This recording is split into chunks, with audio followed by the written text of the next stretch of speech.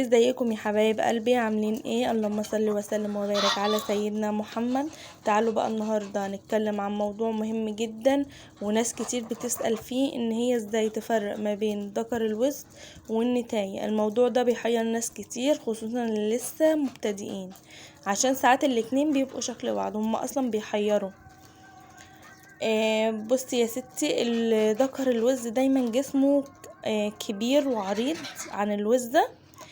تلاقي رقبته طويلة كده وواقف اكنه شايف نفسه، انما الوزة جسمها صغير ورقبتها مش طويلة قوي زيه يعني.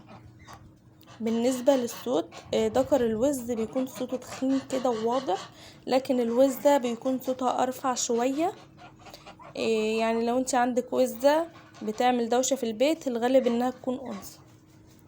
بالنسبة للمنقار بتاعها، المنقار تلاقي منقار الذكر عريض كده وسميك شوية كأنه متبطط، اما الانثى منقارها يعني ناعم وارفع شوية.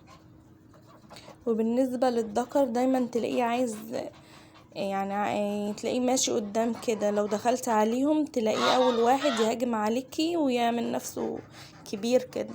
انما الوزة هادية، اهم حاجة عندها انها تاكل. ولازم تعرفي الفرق ما بينهم، لان انت مثلا لو عندك وز ممكن يكون كله نوتش، فالبيض بتاعهم مش هيكون فيه كسر. ولو حطيتي مثلا 3 ذكرين مع بعض ممكن يتخانقوا والبيض ما يبقاش فيه كسر برضو. ومتستعجليش في تحديد النوع بتاعهم، هم صغيرين استنى عليهم شوية. احسن وقت ممكن تعرفي الفرق ما بينهم من 3 ل4 شهور. وما تنسوش اهم حاجة الاكل والنظافة، سواء كان ذكر او انثى. وبالنسبة للأنثى يا جماعة ما بتبيضش غير 3 مرات في السنة، والبيض بتاعها ما بيعديش عن 10-15 بيضة، وهي 3 مرات في السنة. وبيبدأوا يبيضوا في أول الشتاء، يعني هما خلاص كده على شهر 10 الجاي أو 11 هيبدأوا يبيضوا.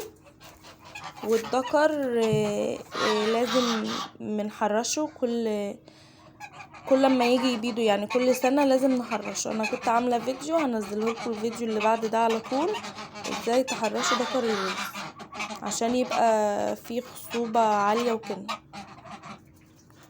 وبكده يا جماعة نكون وضحنا الفرق ما بين ذكر الوز والأنثى بطريقة سهلة وبسيطة.